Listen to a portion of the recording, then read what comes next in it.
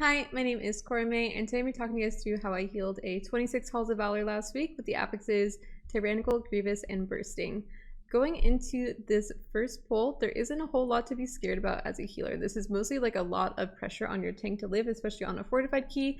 The only thing that you're really scared of in here is these Thundercallers. These Thundercallers put out a debuff that does a lot of damage initially, and you need to have a defensive to live, especially on fortified. And also you need to dispel the dot that comes after. Since there are two of them and I only have one dispel, someone is going to have to just eat one of the debuffs and you're going to have to heal them through it. On fortified, this would be a bigger deal, but for tyrannical, it shouldn't be too bad. We go ahead and we lust this first pull, and the main idea here is you should be doing as much priority damage on the Drake as you can instead of just padding AoE, as tempting as that is. So the first two debuffs go out. So this first one is now dispellable. The second one is about to be dispellable.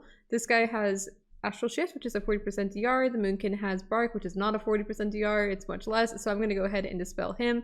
And then since the Shaman has a better defensive, in order to eat it, I'm going to let him hold it. Thundering goes off. I'm going to staff the Drake. And that is about all I have to worry about in here. Since it is not fortified and we do less, both the Thundercallers are going to die. I should only have to dispel one debuff on the next one, and by then at least one of the Thundercallers should be dead. And I'm just looking out here for bursting, probably going to, yep, I pressed stasis instead of a stasis in order to heal through this. I don't really need stasis on this next boss unless I want to save it in order to do a triple bleed dispel on my tank at the beginning. But since he doesn't usually need that, I just go ahead and use stasis to heal here. Okay, so for 26 Heimdall, pretty straightforward boss, a little bit spooky for your tank. I just mentioned you can do a triple bleed dispel on them if they feel like they need it. I'll put a video down below where I explain how to do that if you don't know what I'm talking about. The only thing that you're really worrying about is, and it's way more personal responsibility than it is on you as a healer, is making sure that you aren't going to get one shot. On 25, I basically just live like a TA shield, but on 26, I definitely need to make sure that I'm saving or have something for every single one of these Horns of Valor. So the first Horn of Valor is always going to be Zephyr. The next one is going to be your first skills charge. The second one is going to be your second skills charge. The fourth one is going to be Zephyr again. The fifth one is going to be your first skills charge coming off CD. And then after that, you can have scales come up for that sixth one if you press scales early enough on the second one. I don't always have that though, so normally I just rely on the extra HP that I get from pressing Emerald Communion. Usually I always run the Emerald Communion talent that lets you get extra HP in this dungeon as an extra defensive for later bosses that would normally one-shot me. And that is basically the gist of this fight. Other than that, you're just making sure that you're doing like not a horrible job of baiting blades and moving from place to place. So I'm not really going to make us sit through this boss because it's pretty boring. And I'm just going to move on to the next part of the dungeon. So I'm going to skip ahead.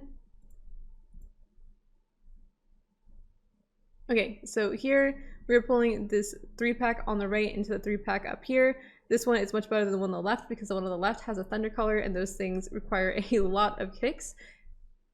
Here it's mostly just the two Mystics that the melee are worrying about, and then the Rune Carver is like, it's my kick, and then it's into beam, and then it's usually just like into some kind of stop. And that's basically the gist of these next 3 pulls. These next 3 pulls are going to look really, really similar. For the most part, I'm going to skip over them because you as the healer do not have like a lot of responsibility here outside of healing the bursting and making sure your tank is staying alive. So here we're just doing another similar pull.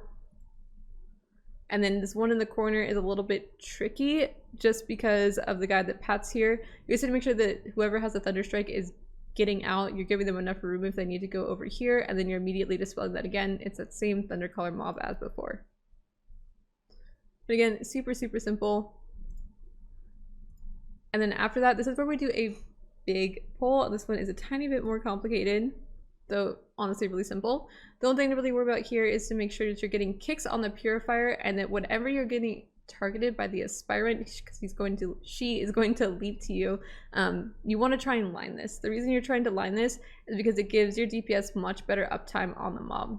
Otherwise they would leap to you, get out of here, and then also they do their Blast of Light after.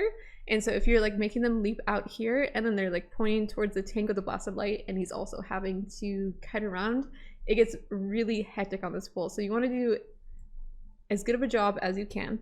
It's not always possible depending on the positioning, to try and line the Aspirant's jump to make sure that mob is staying in the pack for your group. Super easy. Other than that, you're just kicking the purifier. That thing usually dies first. The only thing that's kind of tricky about this week is because it is bursting. So since it's bursting going straight into the mini bosses, you need to heal that bursting without using Spirit Bloom or Dream Breath this week. So normally a bursting stack, like it's like an 8 stack or something if we just did it normally, would not be a big deal to just heal through with like a Life Bind and a Dream Breath at all. But since it is bursting, you trying to heal it with like Living Flame and Echoes and stuff like that is a little bit weird. I had to eat that jump though because I had Thundering there and I need to make sure I cleared Heck Thundering. Okay, so I'm going to skip ahead a tiny bit. You can see we're getting this bursting here. And we just have to like natty heal through it. Oh, go back a tiny bit. Sorry. I think we end up cycloning one of these if I remember. Yeah, we end up cycloning these, so like this does end up rolling. Oh no, it does not end up rolling. Okay. We cyclone that so it doesn't roll into a 6 stack. And then we're completely fine. So for this first, I have the Storm Shield. So these adds, they scale with Fortified. So obviously this week they're not as bad, but, or the week that I'm doing this, it's not as bad. I'm recording this during Fortified week. So this week it is going to be bad. The idea here is to only get 2 of the Eye of the Storms. The first one is going to be your stasis. And the second one, you just want to basically use as many of your defensives and off healing and things like Zephyr as possible in order to get through it instead of relying on healing. The other thing is you can't like actually expect an Evoker healer to be able to heal through 2 Eye of the Storms like brute force without having to commit either Rewind or Emerald Communion, because you're not going to have Dream Breath and Spirit Bloom come back up until the end of that second storm. Because they're like 25 seconds apart or something. It's really awkward. So going into this, we do get an Arcane Bolt before. So a mistake that I used to make a lot was pressing TA right here and then having to detonate my TA echoes in order to heal those Arcane Bolts. Everybody's top going before, and then like getting TA like 3 seconds into the Eye of the Storm. So you could choose to do like an early TA and then get another TA during the eye, but I found it more consistent to just hold my TA so that I don't mess myself up, because I tend to trip myself up more often than not, more often than not when I do that. So there I get the Arcane Bolt, I make sure I just heal it off with like a Living Flame proc, and now I'm pressing my TA. And again, this is just going to be stasis, so I'm doing a Fire Breath before he starts the damage, just to do like, I guess like a little bit of my Fire Breath healing since I'm running the talent, and also to make sure I have the 4 Leaping Flame stacks, and then I'm going to press my stasis and heal with that. It's going to be VE into Dream Breath, and then I'm going to tip the scales a Spirit Bloom. A little bit awkward here because the way I had that angled, since I didn't get out all the way, I didn't get to hit all of them with my Dream Breath. Like the Shaman here missed it, which is a little bit awkward. And then I'm going to detonate my stasis. The main idea here is you want to make sure that you're getting everyone top going out of the Eye of the Storm, because there's going to immediately be an Arcane Bolt, and you also want to make sure that your range are spread out in the back of this so that it's not cleaving on everyone. Really bad as a range if you're standing like in melee or something and you're just making everybody take way more damage than is necessary. Here, so now I want to make sure that I'm going to staff, because the goal here is to only get 2 storms. However, the Sanctify really screws me over. So I do not get my full staff. That is really unfortunate. And now I'm getting ready for the next Eye of the Storm. So as you can see, this Eye of the Storm is getting ready to start, but I still don't have Dream Breath for another 8 seconds. I don't have Spirit Bloom for another 10. So these are going to come up until the end. So this is where you definitely need to make sure that you're having people hold their defensives or like off healing, or in my case, Zephyr, in order to get through it. Again, if this was a fortified, I would definitely be pressing Emerald Communion here, because I'd still get Emerald Communion during the fight, and rewind if I really needed to. But since it's tyrannical, just getting through it by using defensives and AG and some small healing and like a Dream Breath probably here at the end is going to be enough for us to live that. Okay, so we're going to kill off Solsten and then finish off the guy who is sanctifying. And I'm going to go ahead and skip ahead because this guy is so boring to watch. All right, now on to Hyrja. Okay, so for Hyrja, we do invert her on a high key. Little unfortunate that I can't just show you like an all natty Hyrja, but we just have not done an all natty, just like non-inversion Hyrja in a long time. So I don't really have like a updated video for that where I have my CDs laid out the way I'd want to show you. The only real danger here is having bad overlaps with the Sanctify and Expel Light. On this first set of Expel Lights, that never happens, but on the later ones it does, and I'll show you how that is handled. And I'll also show you how to, like, of course, heal the storms and stuff. So the idea behind inverting, if you aren't familiar with it, is it makes the Eye of the Storm do less damage. There's other dangers in the fight when you invert, like the overlaps I just talked about, but the Eye of the Storm does a lot less damage, so it's a lot more manageable to get through. So the first Eye of the Storm is going to be my stasis. Now the first Eye of the Storm, of course, we are going to get Expel Lights going into it since we did go to the Sanctify part first. And here is the danger that I was talking about. So as you can see, the first Expel Light has gone off and the Arcane Bolt has gone off. So Arcane Bolt always chooses a ranged, and it's always random, unpredictable. She has no cast bar. There's no way to know if it's going to pick you, except for the fact there's only 2 ranged, so you have a 50% chance. Expel Light, and the first Expel Light that always goes out, no matter what side you're on, is always an overlap that's scary where someone can just get one shot. Like if I got the Arcane Bolt, as you can see, this Expel Light, it's literally going to go off in 0.1 seconds, although my frame isn't showing that very well. You would die unless you had like a pre-wall and you knew that was going to happen. The reason we are able to play this, like outplay it well, is because the Expel Light, the first person it picks is always a person, or it always prefers the person with the most health. So since our shaman has a talent that makes it so whenever his Ankh is off CD, he has 8% more health. He is the one in the group that has the most health. So every single time you go to any side, you're going to see every single first Expel Light always goes on the shaman. And since he can't get targeted with Arcane Bolt because he's not arranged, we never have to deal with the overlap. Now, we have done this without him, and the way we handled that was by having our bear go bear, or sorry, our Moon King go bear, because then he can bait the Expel Light onto himself first every single time. That doesn't mean he's not going to get the overlap, like because that was like when we had a mage or a shadow priest is usually when that happens. So it means that he is taking the first Expel Light guaranteed, and there's a 1 in 3 chance he gets the overlap. But that's okay because he's the only one out of us that can consistently live it every single time. I can live the overlap if I have wall every single time. And normally when we don't have the shaman, I'm saving my wall for that, just in case it does happen. But that is basically how you have to play it. If you like if you have like an enhancement shaman, or like a demon hunter also has a lot of health. I think it has talents to give it extra health and stuff like that. You could also play it like if you have like a priest, like having your ranged click off their power for it and keep it on your melee so that they're always getting the first Expel Light, like just something like that, just to make it more consistent. If you are inverting, will help you out a lot, and not having those like one-shot overlap mechanics that you always see screenshots of on Twitter.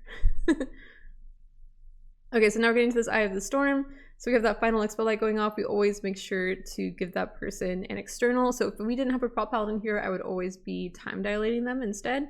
And this is just going to be my stasis. So I popped a Running Blaze, and then I have Tip the Scales, and I'm just going to Dream Breath and Spirit Bloom and VE the same way I did inside of the ads. It is the same exact thing that I'm going to do on these Eye of the Storms of stasis, and that is going to be for Eye of the Storm 1 and 3. And then the second storm is going to be Emerald Communion. So now we're going over to the other side, and you're going to see the same thing I'm talking about, where that first Expel Light is going to go on the shaman again. And it's just going to happen like that every single time. The Arcane Bolt is going to go on me or the Boom Kimmer, making sure to stand apart. I get these back to back, so I go ahead and wall. I actually also accidentally fat-fingered Rewind, but you know, it's fine. We don't need it. we don't need that button. We're just going to heal it without that.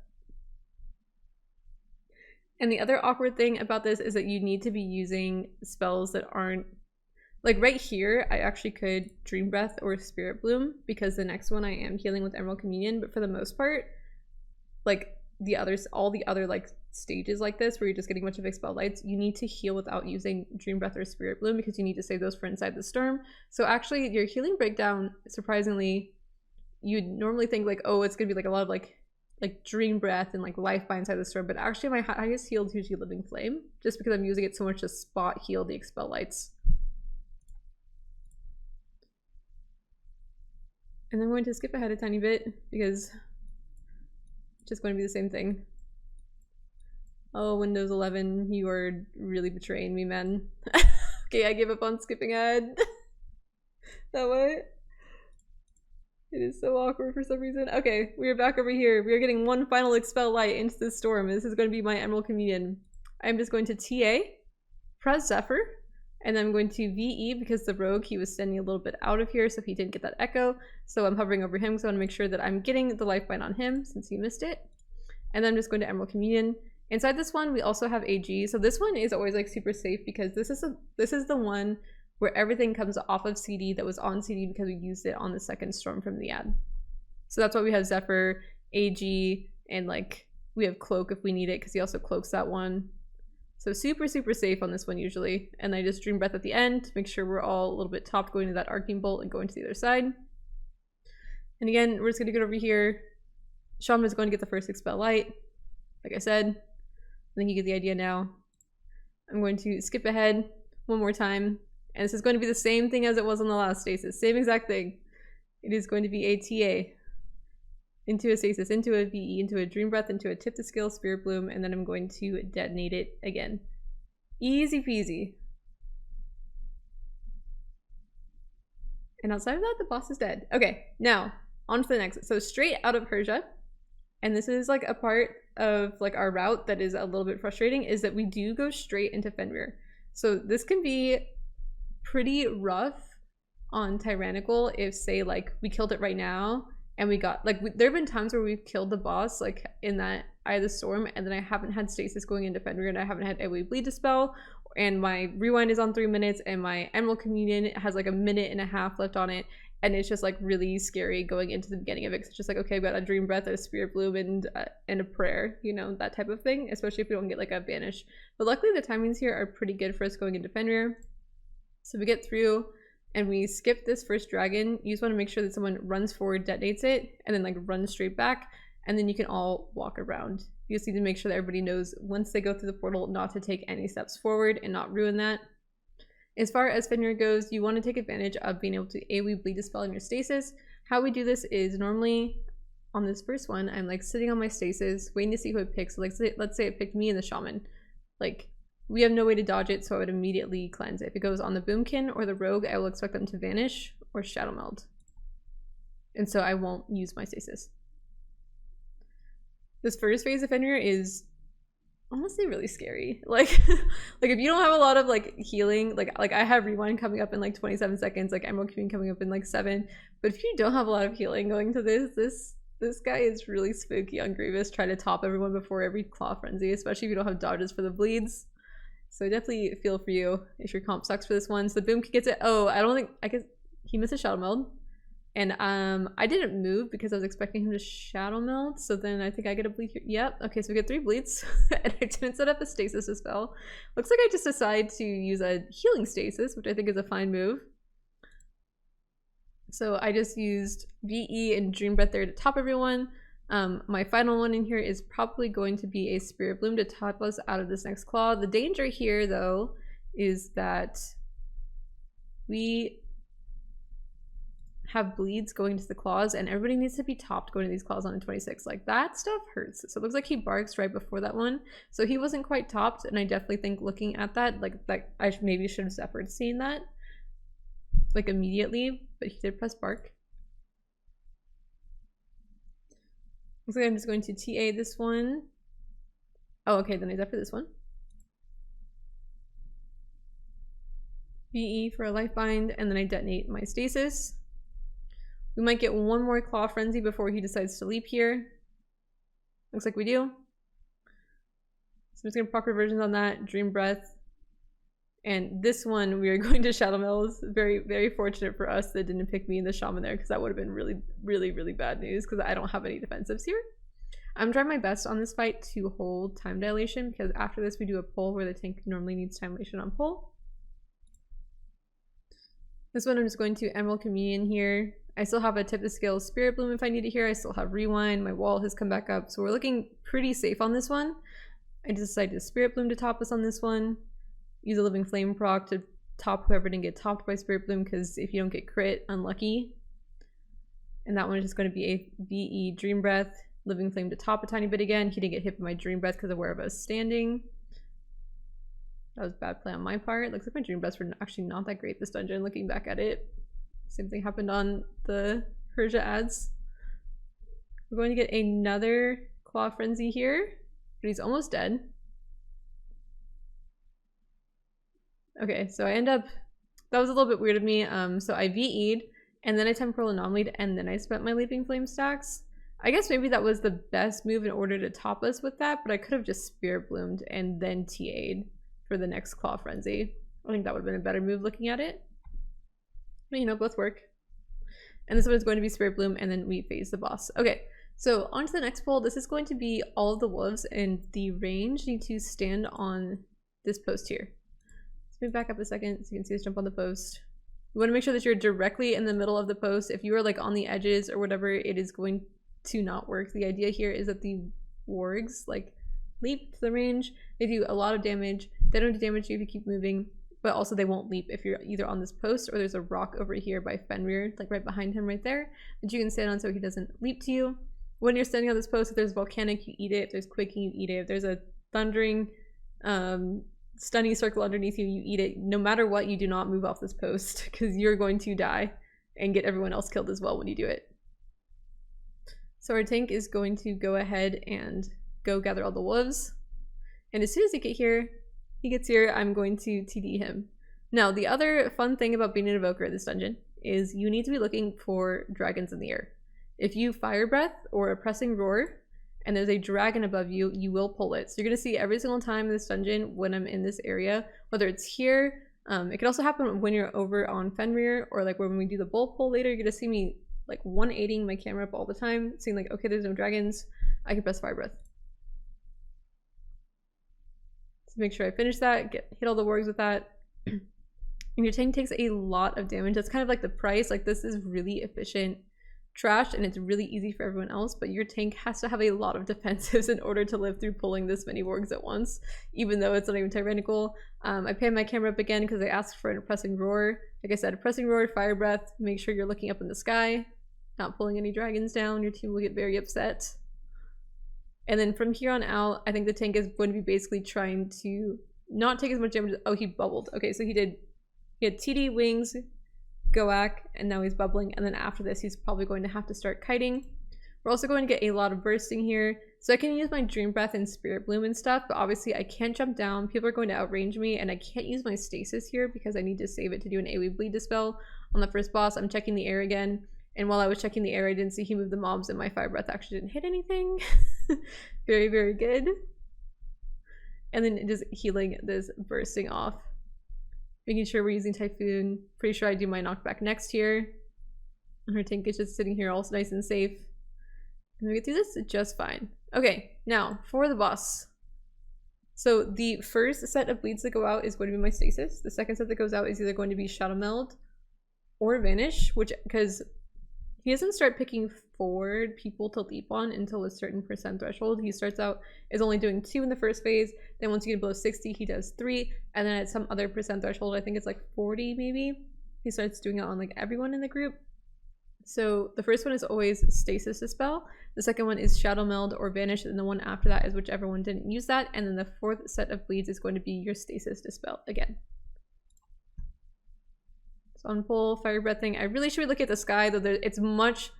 I've only seen a dragon pull on Fenryr once, and that was like at the beginning of the expansion. It has happened to me since, but I should still be looking at the sky, to be honest. Really don't want a dragon during the fight. And then during this, so I have my 3 bleed dispel set up on the 3 DPS. So after it leaps to us, I will detonate it, and then I will do a manual dispel on myself since I didn't put myself in that stasis. My Cauterizing Flame goes on CD. And from here on out, boss is pretty easy. I'm not going to make us watch too much of it. You're going to get a lot less Claw Frenzies. He has like, they're not as predictable because it's like, oh, he can do the Howl and summon ads, or he can do a Claw Frenzy at some parts. It's a little bit more annoying. Oh, he cheats death in the evasions there. Okay, so we have used Shadow Meld and Vanish at this point in the fight. We're at minute 41. So now I have my stasis back up, so I'm setting it up again.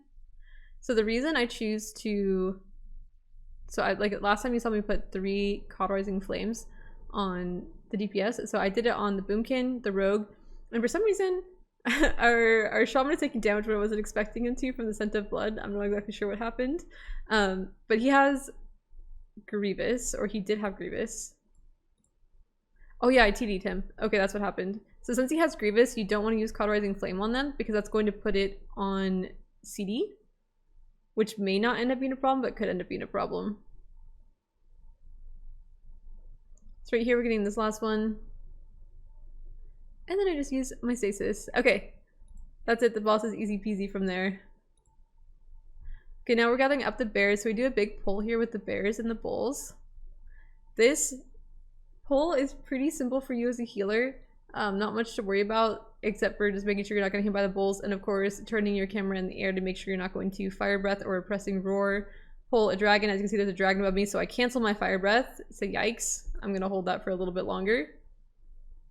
Just doing some azure striking, some healing on my tank.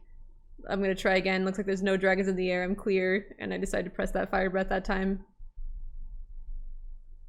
Interrupting that and doing a deep breath. Pretty easy peasy for the most part. Saw me 180ing again. Oh yeah, this was the one where we pulled the extra trash. I forgot about this. Yeah, so we accidentally pulled the 4 here. This is not normal. We went way over count this time actually. And we ended up pulling these 2 marksmen and the 2 trappers. This is not a normal pull, so I'm not really going to talk about it because there's really no reason you shouldn't pull these guys unless you're in the MDI, you know, or not the MDI. So I'm just gonna go ahead and skip that. So this definitely adds a lot of time to our timer, but we still time this one just fine. Out of here, we're going to shroud to the final boss room. It is a little bit tricky with our route to make sure that we get all the beers because we don't kill either of these packs. So sometimes we just get bad RNG because where the beers spawn is random and we actually can't get all 3. But in this case, we are able to because we're able to sap and have our tank pick this one up inside the shroud. So he's going to pick that up, and then we're going to go up here. Getting all 3 beers means that we can pull all the kings together, and it saves so much time. As far as these kings go, they're pretty easy. Like, your tank is taking a lot of damage, so he's going to have to call for TD. I wish this was bleed dispellable, but it's not. The only thing you're really looking out for other than that is the knife throw that goes on your DPS, which on Tyrannical doesn't do that much damage. Like, his health bar is fine. The rogue is going to need a little bit of healing, though, when he gets it. But other than that, easy peasy. Make sure you're getting your kick. Make sure you're using your landslide, as you can see I did here, to try and help CC these first early ancestors. Later on, my Handsman Shaman is just going to break them for funnel, you know, just do big damage. And we're going to see them all running towards us the entire time, which is fine because the tank knows to kite. As far as Skovald goes, pretty straightforward boss. The only thing you're really worrying about is healing the bleeds, making sure you're just like doing like a echo into a life bind, into an echo, into a living flame, since it's getting buffed by Call of Asera on them whenever they need it. The only other small thing to talk about here is out of this Aegis that he does, I do something here where I go and I pick up the shield, I pick it up, I use it, and immediately disintegrate, because what that does is that makes him go and pick up the shield again and makes him spawn more adds. So this has 2 benefits. Getting more adds means more funnel. So we have a sub rogue and we have an enhancement shaman, and they love funnels. So this makes this boss fight go a lot faster. It also makes it so that when he's busy doing other things, he can't be bleeding the group, and it lets you, the healer, do more DPS. So we only usually do this after the first Aegis. You could do it at other parts of the fight, but you have to do it quickly. And the other problem is that the room gets really messy when you start spawning that many adds, as you'll see.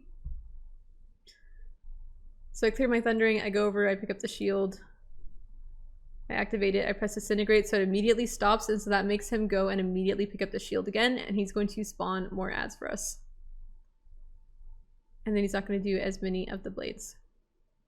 Aside that, this fight really is straightforward and I don't have that much to talk to you guys about. As you can see though, our room gets really messy really fast. Like I said, that is the one like downside to that strat, but I definitely think depending on the classes you're playing with, and if you don't want to have to heal that much, it is a good strat to do. I don't know if I'd suggest you ever do it in your pug though. You might just make them freak out. You can see our boomkin at the end there just used that was actually pretty funny. I forgot he does that.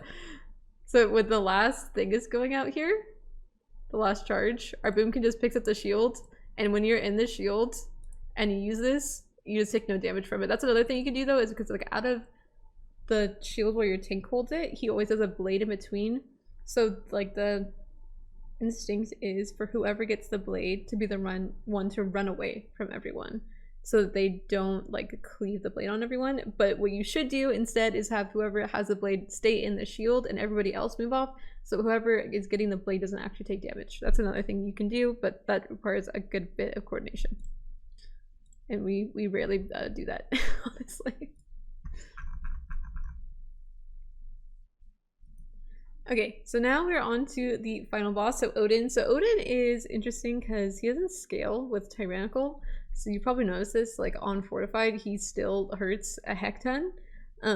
So very scary boss, lots of damage between doing, you need a lot of movement to get out of the sucks and to do the runic brands. And you need a lot of healing to get through the runic brands to top people between the spears and making sure people have defensives to live, because the triple spears will start one-shotting. So on this first pull in here, I'm pretty sure we use the Shaman's Totem in order to have speed here. And then we get out and we're just making sure we're kicking the Obliterator. And for this first runic brand, I'm going to set up a stasis. So first runic brand goes out, I set up a stasis during these spears and I detonate it right when the runic brand is going out. The second runic brand that goes out is when I'm going to Emerald Communion, and the third runic brand that goes out is when I'm going to stasis. Those are the ones where your actual healing are the most important. You can also rewind during those, tip the scales, you know, whatever it is you need to do. But the idea is you can't use all of your defenses on the runic brand, especially on a high key like this, because otherwise you're going to start getting one shot by the triple spears that happen. Triple spears on this fight aren't like a timed thing. They start happening when you push the boss below 85%. So it doesn't matter what key level you're on or how fast you kill this boss, there's a good chance, unless you kill the boss from 85 to 80 without getting spears, that you're going to get triple spears at some point during this fight. Okay, so here is the set of first spears. It's just one spear before this runic brand, so this one isn't scary. The scariest one is when you get a triple spear going into runic brand, which is the third runic brand that you get. That's the one that you really want to look out for.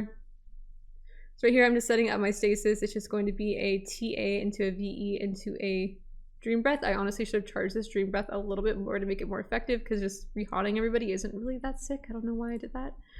But you know, it's the first runic brand and people have their defenses, so it's not a big deal. So we get this first set of runic brands. So I'm going to stand still for a second and I'm going to detonate this and try and get it on as many people as possible, even though they're all running around before I take the time to run to mine. Honestly, a Spirit Bloom is usually more effective than a Dream Breath in this case. Well, on that first one, it is Dream Breath. On the later one, I will Spirit Bloom when it's actually a bit more scary. After you get on your brand, you're going to see we're all taking the time to run to the edge because we want to bait the spears on the outside. Like, the reason this fight gets so hectic later on to get to your brands is because when you detonate and the balls are going everywhere and there's spears in the middle, like from here, it is so much harder to dodge. If you're baiting all your spears on the outside, it makes that runic brand running around part way less hectic. Way less apt to get stunned. So here I'm just staffing and then I'm going to pot. We have less rolling and basically just try to do as much damage as possible, though I do need to make sure I still top people between these spears. So this is a double spear into another double spear. The Boomkin is a bit out of range of me. Just gotta make sure I get him top before the next one. And then we're going to get the pull in here in a few seconds. So I Dream Breath everyone going into this, just to get them out of Grievous. I press my Time Spiral here. So I like running Time Spiral in this dungeon for Odyn, just because the amount of movement you need for the pull-ins, pull-outs, and also for the runic brands, it's a bit much. And then out of this, we're going to get another double, this is going to be a double spear into the runic brand. So this is going to be my Emerald Communion. So the reason is, this is a little bit awkward because I don't want to detonate my echoes here. So I tell him don't freak out. So I just now press my Lifeline. Runic brand is going off in 0.7 seconds. So I have Lifeline everyone. I'm going to press Emerald Communion. I've also hovered because I am running the Emerald Communion that increases your health pool, which means that it's not the moving one. I need to hover if I want to be able to move while Emerald Communioning. And then I am Emerald Communioning. This is still ticking on everyone while they're running to their brands. Everyone is topped. Everyone is healthy for this last couple seconds before they get to their brands. A little bit spooky, but not too bad on that one. Okay, so now here is where he is going to start running. We're going to start getting triple spears because at 85.8%, the Spear of Light is coming out in 6 seconds. So you're seeing we're all taking the time again to run to the edge of the room. This is going to make our lives a lot easier later on. Running to the edge of the room, doing damage right now. And this is where I press my scales and then press Renewing Blaze. I could have pressed Renewing Blaze during the runic brand, doesn't really matter. We have Sack on our Enhancement Shaman. Our Rogue is going to faint one and he's going to cloak the other. These happen about like 10 seconds apart, so you can't Zephyr and have Zephyr cover both. You can Rally and have Rally cover both. You can hand Scales and have Scales cover both. Bark covers both, Astral Shift covers both, but things like Faint, which only lasts 5 seconds, he has to faint one and then cloak the other because Faint doesn't come back up for the second one. So it's a little bit awkward for certain classes. So again, just doing damage. I just need to make sure that I'm topping everyone going into this next one. I still have my scales rolling, we're fine. And then we're getting pulled in again and we have to run out. I'm going to VE the Boomkin to get out of here in time since I don't really have any movement to get out there. And this is the really spooky one, and this is the one I always Zephyr. So the reason you want to Zephyr this triple spear is because it's only double.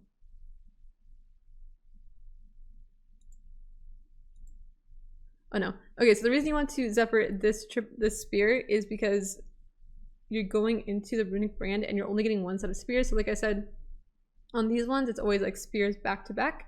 So if you Zephyr, like the first one doesn't carry over to the second one. And like I said, outside of the rogue, everybody has a defensive, whether it's sack, shift, bark, or scales that covers both. And so Zephyring one of these is only going to help your rogue. It's not going to help anyone else. But if you Zephyr this one going into the runic brand, it means that nobody has to press a defensive for that one. They all just live with Zephyr. And it means that if you press it late enough, you also get some of the damage. I mean, some of the movement speed going into runic brand, but I didn't press it late enough. Also, here is where I'm setting up my stasis again for this one. So this one, I do a TA into a VE into, I think, I tip the skill Spirit Bloom, if I'm correct.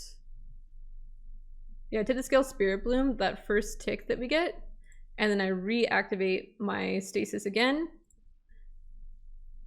And then we end up being fine, and now we're just going to kill the boss. He's at 80.4%. So we shouldn't even get this next set of triple spears. We would kind of be in trouble though. Actually, no, we have sack, so we'd be fine. Yeah, and we just kill the boss, and that is it. Thank you so much for watching. I hope you learned something. Good luck in your Halls of Valors this week. Have a good one.